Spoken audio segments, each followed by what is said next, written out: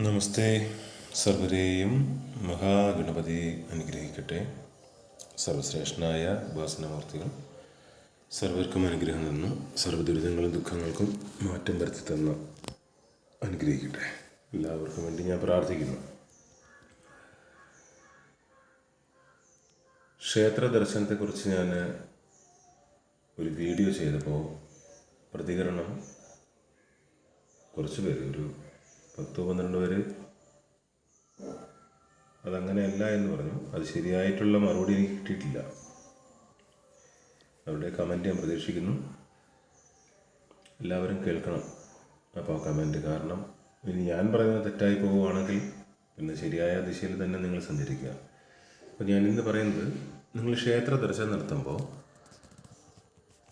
നിങ്ങളുടെ കുടുംബക്ഷേത്രത്തിൽ പോകാതെ നിങ്ങൾ ഏത് ക്ഷേത്രത്തിൽ പോയാലും നിങ്ങൾക്ക് നേട്ടമുണ്ടാകില്ല.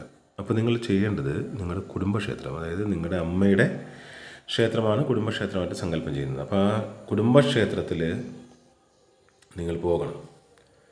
കുടുംബക്ഷേത്രത്തിൽ പോയി നിങ്ങളാൽ കഴിയുന്ന വഴിപാടുകൾ നടത്തുക. അല്ലാതെ അവിടെ കുറേ പണം കൊണ്ടുവന്ന് ചിലവാക്കി അങ്ങനെ ഓരോ കർമ്മങ്ങൾ ചെയ്തുകൊണ്ടൊന്നും ഒരിക്കലും നമുക്ക് അനുഗ്രഹം കിട്ടില്ല. നിങ്ങൾ ചെയ്യേണ്ടത് ഇത്ര മാത്രം: നിങ്ങൾക്ക് എന്താണോ ചെയ്യാൻ കഴിയുന്നത്, അല്ലെങ്കിൽ നിങ്ങളുടെ മനസ്സിൽ എന്താണോ ചെയ്യാൻ തോന്നുന്നത്, അത് മാത്രം ചെയ്യുക. അത് കഴിഞ്ഞ് വീടിനടുത്തുള്ള ക്ഷേത്രങ്ങളിൽ നിങ്ങൾ പോകണം. നിത്യവും പോകേണ്ട ആവശ്യമില്ല. നിങ്ങൾക്ക് എപ്പോഴാണോ പോകണമെന്ന് തോന്നുന്നത് അപ്പോൾ മാത്രം പോയാൽ മതി. നിത്യവും പോയി കഴിഞ്ഞാൽ അത് ഒരു വ്യവസ്ഥയിലോട്ട് പോകും. അപ്പോൾ ഭഗവാൻ അത് എപ്പോഴും കാത്തിരിക്കും. നിങ്ങൾക്ക് എപ്പോഴെങ്കിലും ആ വ്യവസ്ഥ തെറ്റിച്ചുകൊണ്ട് പോയി കഴിഞ്ഞാൽ അവിടെ പരീക്ഷണങ്ങൾ കൂടും, ദുഃഖങ്ങൾ വരും. അപ്പോൾ നിങ്ങൾ തന്നെ പറഞ്ഞു കേട്ടിട്ടുണ്ടോ, ക്ഷേത്രത്തിൽ പോയിട്ട് ഒരു മാറ്റമില്ല, ഒരു നേട്ടമില്ല, എന്നും പോകുന്നുണ്ട്, എല്ലാ ദിവസവും പോയി തൊഴുന്നുണ്ട്, അല്ലെങ്കിൽ എല്ലാ ആഴ്ചകളിലും പോകുന്നുണ്ട്, എല്ലാ മാസത്തിലും പോകുന്നുണ്ട്, എന്നിട്ട് മാറ്റമില്ല എന്ന്. ഒരിക്കലുമല്ല. അത് പരീക്ഷണത്തിൽ പോകും. അതുകൊണ്ടാണ് ആ ഒരു വ്യവസ്ഥ വെച്ച് പോകരുത് പറഞ്ഞത്. ഞാൻ അത് തന്നെയാണ് പറഞ്ഞേക്കുന്നത്. നിങ്ങൾ ക്ഷേത്രത്തിൽ പോകുന്നത് ഇപ്രകാരമാണ് പോകേണ്ടത്. അതായത് നിങ്ങൾക്ക് എപ്പോഴാണോ ഭഗവാനെ കാണാൻ തോന്നുന്നത് അപ്പോൾ നിങ്ങൾ പോയി നിങ്ങൾക്ക് കഴിയുന്ന വിധത്തിൽ നിങ്ങൾ വഴിപാടുകൾ നടത്തുക. കൂടുതലും ശ്രദ്ധിക്കേണ്ടതെന്ന് പറഞ്ഞാൽ, നിങ്ങൾ വീട്ടിനടുത്തുള്ള ക്ഷേത്രത്തിൽ പോകുമ്പോൾ അവിടെ ഗണപതി ഉണ്ടെങ്കിൽ നിങ്ങൾ വീട്ടിൽ നിന്ന് ശേഖരിച്ചിട്ടുള്ള, അതായത് മുക്കൂറ്റി എന്ന് പറയുന്നൊരു ചെടിയുണ്ട്, മുക്കൂറ്റി അല്ലെങ്കിൽ കറുകപ്പുല്ല്, ഇത് ഏതെങ്കിലും ഒന്ന്, മൂർത്തികൾ പറയുന്നത് മുക്കൂറ്റി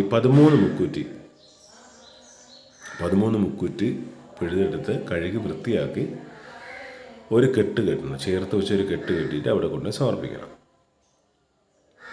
അപ്പോൾ ഈ 13 മുക്കൂറ്റി ഇങ്ങനെ കെട്ടിയിട്ട് നിങ്ങൾ 3 പ്രാവശ്യം ഗണപതി ഭഗവാനെ പോയി കാണണം. നിങ്ങൾക്ക് എങ്ങനെ വേണമെങ്കിലും കാണാം. 3 ദിവസം ചേർത്ത് കാണാം, മാസത്തിലൊരിക്കൽ കാണാം, എങ്ങനെ അത് നിങ്ങളുടെ ഇഷ്ടം.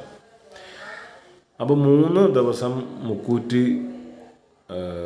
സമർപ്പിച്ചു കഴിഞ്ഞാൽ നിങ്ങൾ ഉദ്ദേശിക്കുന്ന ഒരു കാര്യം തീർച്ചയായിട്ടും അത് സംഭവിക്കും. അപ്പോൾ ഭഗവാൻ അത് കൊടുക്കുന്നതിന് മുമ്പ് നിങ്ങൾ മനസ്സിൽ ഓർക്കണം, നിങ്ങളുടെ ഉദ്ദേശം എന്താണ്. അത് മനസ്സിൽ ഓർത്ത് ഭഗവാനോട് പറഞ്ഞ് ഇത് കൊണ്ടുപോയി സമർപ്പിക്കണം. അതുപോലെ തന്നെ നമുക്ക് അറിവുള്ളതാണല്ലേ ഈ നാളികേരം ഭഗവാന് പ്രിയപ്പെട്ടതാണ്. അപ്പം നാളികേരം നിങ്ങൾ അവിടെ കൊണ്ടുപോയി ഉടയ്ക്കുകയൊന്നും വേണ്ട, അവിടെ ക്ഷേത്രത്തിൽ സമർപ്പിച്ചാൽ മാത്രം മതി.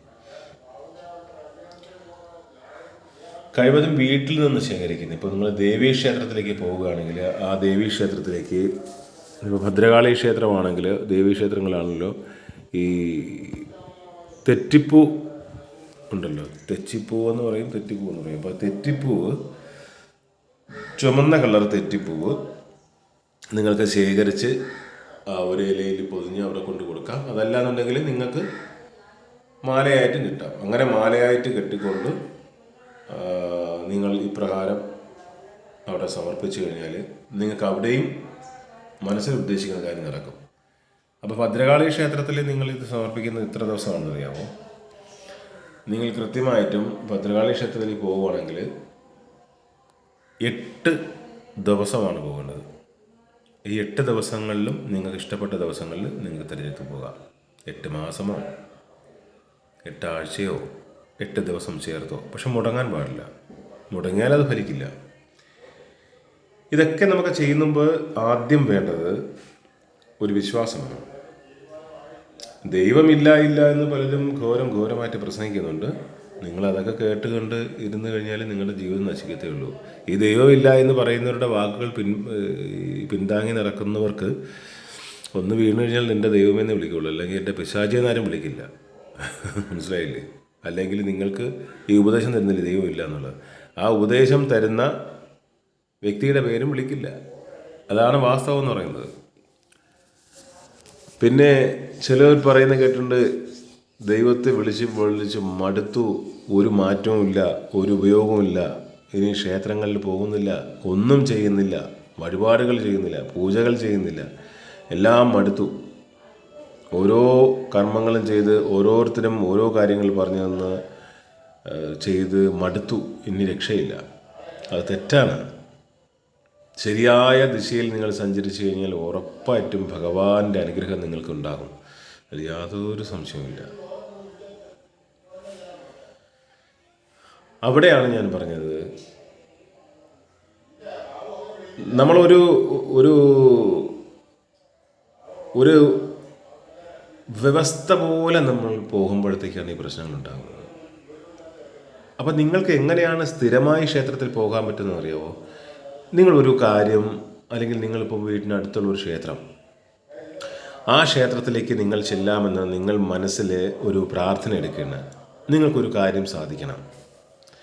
ഉദാഹരണം, നിങ്ങൾക്കൊരു തൊഴിൽ വേണം, അല്ല എങ്കിൽ നിങ്ങൾ സ്നേഹിക്കുന്ന ആളിനെ അല്ലെങ്കിൽ നിങ്ങളുടെ ഭർത്താവിന് വേണ്ടി, അപ്പോൾ നിങ്ങളുടെ മനസ്സിലെ ഉദ്ദേശിച്ചുകൊണ്ട് ആ ഭഗവാനോട് നിങ്ങൾ പ്രാർത്ഥിക്കുകയാണ്, ഞാൻ ഇത്ര ദിവസം മുടങ്ങാതെ അവിടെ വന്നുകൊള്ളാം, എൻ്റെ ഈ കാര്യം സാധിച്ചു തരണമേ എന്ന് പ്രാർത്ഥന എടുത്തുകൊണ്ട് നിങ്ങൾ കൃത്യമായിട്ടും ഈ പറയുന്ന പോലെ നിങ്ങൾക്ക് പോകാം. തീർച്ചയായിട്ടും നിങ്ങൾക്ക് അനുഗ്രഹം കിട്ടിയിരിക്കും, നിങ്ങൾ ഉദ്ദേശിച്ച കാര്യം നടക്കുകയും ചെയ്യും.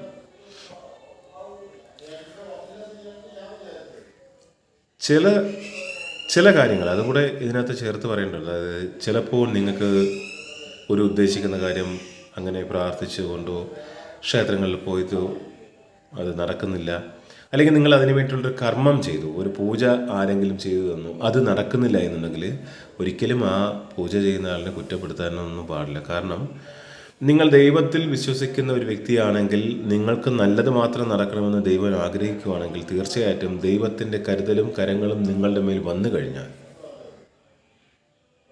നിങ്ങളുടെ ജീവിതത്തിൽ പിന്നെ ഒന്നും മോശമായി നടക്കില്ല. പക്ഷെ നിങ്ങൾക്ക് പലപ്പോഴും സങ്കടമായിട്ട് തോന്നാം. നിങ്ങൾ ആഗ്രഹിക്കുന്ന കാര്യം നടക്കാതിരിക്കുമ്പോൾ നിങ്ങൾക്ക് സങ്കടമായിട്ട് തോന്നാം. ആ സങ്കടം മാറ്റിവെക്കുക. എന്തെന്നാൽ കൃഷ്ണൻ തന്നെ പറയുന്നുണ്ട്, നീ എന്നെ വിശ്വസിക്കുകയാണെങ്കിൽ, നീ എന്നെ സ്നേഹിക്കുന്നുണ്ടെങ്കിൽ നിന്നെയും ഞാൻ സ്നേഹിക്കും എന്ന് പറഞ്ഞാൽ, നിന്നെയും ഞാൻ സ്നേഹിക്കുമെന്ന് പറയുന്നത് നിനക്ക് ജീവിതത്തിൽ നല്ലത് മാത്രമേ സംഭവിക്കൂ എന്നാണ്. മോശമായതൊന്നും സംഭവിക്കുന്നില്ല. അങ്ങനെ മോശമായിട്ട് എന്തെങ്കിലും സംഭവിക്കുകയാണെങ്കിൽ അത് അവിടെ നിന്ന് മാറി വരും. ചില ബന്ധങ്ങൾ, വിവാഹബന്ധം ചില മോശമായത് ഉണ്ടാകും. ആ മോശമായത് ഉണ്ടായതിന് ശേഷം പിന്നെയും അത് ഒരു പുനഃസംഗമത്തിലേക്ക് പോവുകയാണെങ്കിൽ, ഭഗവാൻ അവിടെ തടയുകയാണെങ്കിൽ അത് നമുക്ക് നല്ലതല്ല എന്ന്. ഒരാളോട് ഇഷ്ടമുണ്ട്, ആ ആളിന് നമ്മളിലേക്ക് വരാനായിട്ട് വശ്യപൂജകൾ ചിലർ ചെയ്യാറുണ്ട്. ഈ വശ്യപൂജകൾ ചെയ്യുമ്പോഴും നിങ്ങൾ ആലോചിക്കേണ്ടതെന്ന് പറഞ്ഞാൽ, നമുക്ക് നല്ലതല്ലെങ്കിൽ വരത്തില്ല. ഇനി നമ്മൾക്ക് വാശിയുണ്ട്, നമുക്കത് കിട്ടിയേ പറ്റൂ എന്ന തീരുമാനമാണെന്നുണ്ടെങ്കിൽ ഭഗവാൻ അത് തീരുമാനമാക്കി തരും.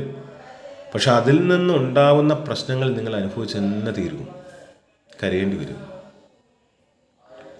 ഇങ്ങനെയാണ് നമ്മൾ പ്രാർത്ഥിക്കേണ്ടുന്നതും ക്ഷേത്രങ്ങളിൽ പോകേണ്ടുന്നതൊക്കെ ഇങ്ങനെയാണ്. ഇത് തന്നെയാണ് ഞാൻ അതിലും പറഞ്ഞിരിക്കുന്നത്. തെറ്റിദ്ധാരണകളാണ് എപ്പോഴും പ്രശ്നമെന്ന് പറയുന്നത്. നിർബന്ധമായിട്ടും കുടുംബക്ഷേത്രത്തിൽ പോകണം. എല്ലാ ദിവസവും പോകണമെന്ന് പറയുന്നില്ല, എല്ലാ മാസവും പോകണമെന്നില്ല.